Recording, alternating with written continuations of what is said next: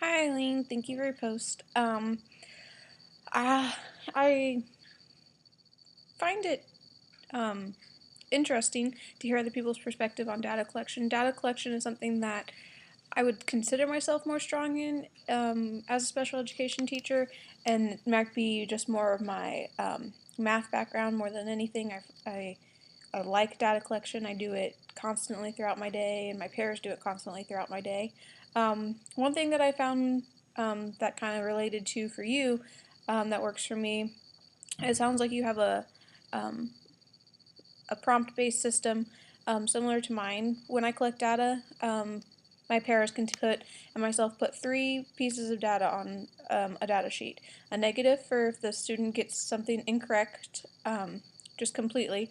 A P if I have to prompt that answer, or a plus if the student gets the or if the student gets the demand correct independently.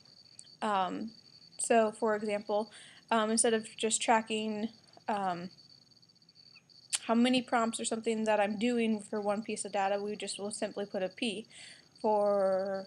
So, for example, if I'm having the student count, and my demand might be, start at 1 and count to 10, um, it might take them 6 prompts to be able to count to 10, but I will only put one P on the data sheet because I only gave the demand once.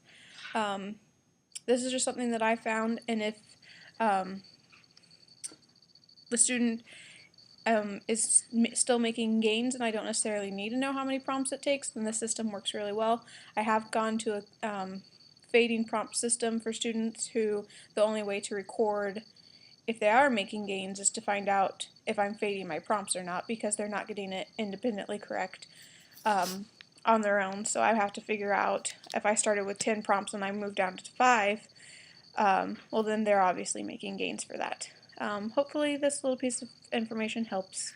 Have a good night.